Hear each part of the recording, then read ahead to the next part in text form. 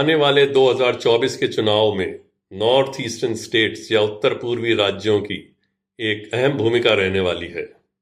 अक्सर ये माना जाता है कि दिल्ली की गद्दी का रास्ता यूपी से होकर जाता है, लेकिन उत्तर पूर्वी राजनीति पर अपनी गहरी समझ और पकड़ रखने वाले और सिक्किम से निकलने वाले सबसे पुराने अखबार हामरो प्रजाशक्ति के संपादक अंजन उपाध्याय का मानना है कि इस बार दिल्ली की गद्दी का रास्ता उत्तर पूर्व के 8 राज्यों से होकर जाएगा।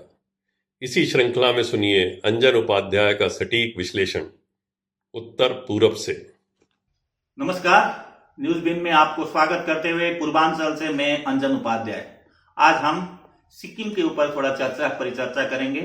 कल नेशनल डायरी डेवलपमेंट कॉरपोरेशन की एक मीटिंग में अमित शाह गए थे और अमित शाह कल 3 बजे तक सिक्किम में थे और उन्होंने सिक्किम जाके जो सिक्किम के डायरी डेवलपमेंट के ऊपर उन्होंने एक भाषण दिया है।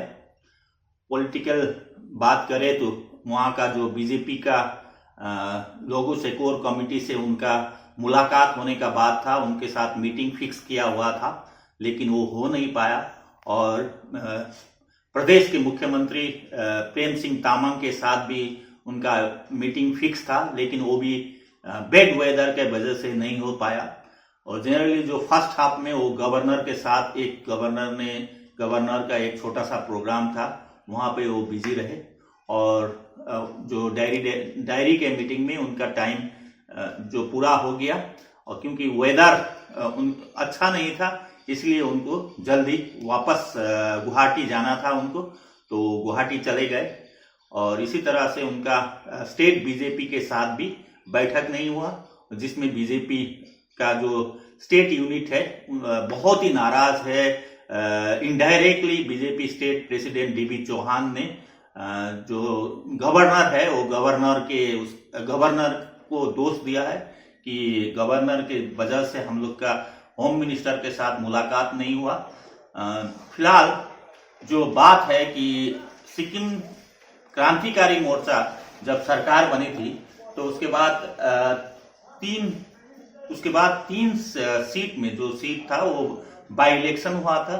वो 3 सीट में 2 सीट बीजेपी को सिक्किम क्रांतिकारी मोर्चा ने अलायंस पार्टनर के रूप में छोड़ दिया था और एक सीट में नामची से एक सीट में मुख्यमंत्री प्रेम सिंह तामांग वहां से चुनाव लड़े थे। तो पहली बार सिक्किम के इतिहास में बीजेपी चुनाव जीत के प्रेम सिंह तामांग के मदद से वहां पे चुनाव जीता था पहली बार। लेकिन अभी क्या हुआ, उसके बाद क्या हुआ, जब 2 एमएलए उन लोग का चुनाव जीत के साथ आए तो उसके बाद सिक्किम डेमोक्रेटिक फ्रंट जो पवन चामलिंग का पार्टी था, राजनीतिक पार्टी, उनको छोड़ के बाकी उनका सब एमएलए बीजेपी में जाके अपना सेफ गेम खेलने के लिए बीजेपी में जाके उन लोग शामिल हो गए। शामिल होने के बाद उन लोग बीजेपी में शामिल होने के बाद उन लोग को जब 10 और उधर 2 12 उन लोग का स्ट्रेटेजी ये था कि उन लोग के बीजेपी के पास 12 सीट जब होगा तो चामलिंग का मदद से हम लोग नया एक गवर्नमेंट और एसकेएम को टपल करके हम लोग बीजेपी का एक नया गवर्नमेंट बनाएंगे जिसमें सेंटर उन लोग को बहुत मदद करेगा। यह स्ट्रेटेजी लेके जनरली वो 10 विधायक बीजेपी ज्वाइन किया था। जो ज्वाइनिंग का जो वो था मूल कारण था, वो बीजेपी में ज्वाइनिंग का मूल कारण यही था। लेकिन उसके बाद फिर क्या हुआ कि अभी तक बीजेपी ने खुद का सरकार नहीं बनाया है, तो उन लोग के अंदर जो एमएलए थे जिसका चाहना पवन चामलिंग के साथ इतना सालों से उन लोग एमएलए और मंत्री होके रहे थे, उन लोग पावरलेस जैसे हो गया। और सिक्किम क्रांतिकारी मोर्चा का जो नया टीम था उनने भी उन लोग को इतना महत्व नहीं दिया क्योंकि उन लोग सीधा पवन चामलिंग के आदमी है। वो कल उन लोग परमानेंटली बीजेपी में रहेंगे या नहीं रहेंगे उनका कोई गारंटी नहीं था और नहीं भी है। ये इस बात के लिए कहने को कोई झिझक नहीं है क्योंकि सिक्किम का पॉलिटिक्स ही ऐसा है।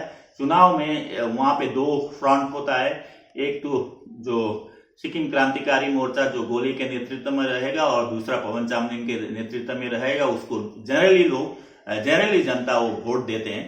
तो उसीलिए 2 खेमा में बटेगा और चुनाव तक ये 10 एमएलए बीजेपी में रहेंगे या नहीं रहेंगे वो अभी हम कोई भी बोल नहीं सकते हैं इसको, क्योंकि उनको वो हो सकता है उसमें से कोई सिक्किम क्रांतिकारी मोर्चा में चले जाएंगे, हो सकता है कोई जो सिक्किम क्रांतिकारी मोर्चा उन लोग को नहीं लेगा तो फिर उन लोग एसडीएफ में पवन चामलिंग के नेतृत्व में हो सकता है चुनाव लड़ेंगे, क्योंकि उसमें जीतने का विन विन सिचुएशन होता है। क्योंकि बीजेपी का वो जनाधार जो लोकल एक लीडर चाहिए, जैसे लीडर एक फेस चाहिए बीजेपी के लिए, वो फेस अभी भी सिक्किम में तैयार नहीं हुआ है। उसीलिए सिक्किम में बीजेपी का कितना सीट आएगा अगर अलायंस नहीं होगा वो डाउटफुल है।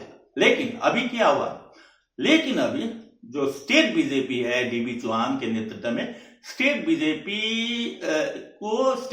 बीजेपी को अभी ऐसा महसूस हो रहा है कि अगर हम लोग एंटी एस्टैब्लिशमेंट स्टैंड नहीं लेंगे तो हमारा पार्टी नहीं बढ़ेगा, हमारा पार्टी का एक्सपांशन नहीं होगा। तो उसीलिए अभी स्टेट बीजेपी डीबी चौहान के नेतृत्व में ऐसा एक स्टैंड जो एंटी पीएस गोले बाय एंटी एसकेएम जो सिक्किम के पॉलिटिकल फोर्सेस है, जो सोशल फोर्सेस है, जो इंडिविजुअल्स है, वो सारा मिलके एक उन लोग को लोकल बीजेपी के ऊपर एक प्रेशर है एक एंटी एस्टैब्लिशमेंट स्टैंड लेने के लिए।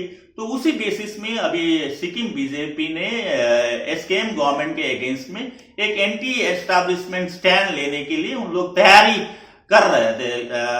फिलहाल 3-4 महीना से ये स्टैंड लगभग BJP state president DB Chauhan इस लाइन में अड़े हुए थे कि हमको एंटी गोले स्टैंड लेके यहाँ पे ऑर्गेनाइजेशन को डेवलप करना पड़ेगा, अगर तभी हम लोग नेक्स्ट इलेक्शन में हम लोग कुछ सीट जीत पाएंगे। लेकिन सिक्किम का इतिहास में अभी तक नेशनल पार्टी को इतना किसी का सहारा बिना इतना स्कोप नहीं मिला है कि उन लोग खुद चुनाव जीत के आए। और दिल्ली कभी नहीं ये चाहती कि सिक्किम एक छोटा सा स्टेट है इसको डिस्टर्ब किया जाए। उसीलिए हो सकता है ये रीजंस में गवर्नर ने भी ये बीजेपी स्टेट लीडरशिप के साथ मुलाकात नहीं करवाया। हो सकता है सेंट्रल एजेंसीज है वो भी नहीं चाहते थे कि अभी पीएस गोले के साथ उन लोग का उन लोग का एक एंटी एस्टैब्लिशमेंट फोर्स के वजह से बाकी सब एक आंदोलन बीजेपी खड़ा करे। ये हो सकता है कि सेंट्रल गवर्नमेंट का जो एजेंसीज है वो भी नहीं चाहते थे, उसीलिए शायद ये मुलाकात स्टेट बीजेपी का नहीं हुआ। और इसमें state BJP president DB Chauhan ने इनडायरेक्टली गवर्नर को टारगेट करते हुए उन्होंने बड़ा बयान दिया है कि एक आदमी ने हम लोग को मुलाकात होने नहीं दिया बोल के। और उनका ये भी कहना था कि इस मामले में अमित शाह नाराज है गवर्नर से।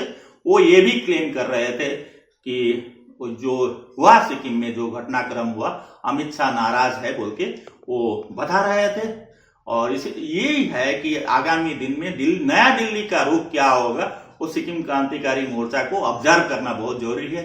और उसी अब इलेक्शन के लिए 2024 आ ही गया सिक्किम का इलेक्शन, तो 2024 में गोले या चामलिंग किसके साथ जाएंगे वो तय करना अभी से ही शुरू करना पड़ेगा इन लोग को। और दोनों फोर्सेस अभी से ही अगर ऑर्गेनाइजेशन करे चामलिंग या गोले तो उसी बेस पे एक लड़ाई दोनों पक्ष में होगा। और अभी भी जितना भी नाकामयाबी हो इस सरकार में वो तब भी गोले के पास ही सिक्किम में फिर चुनाव वो करने का एडवांटेज एक है। और आगामी दिन में कैसे होगा वो बताते जाएंगे हम लोग। आज के लिए यहीं पे हम लोग फिर और दूसरा टॉपिक्स लेके आपके पास आएंगे। धन्यवाद।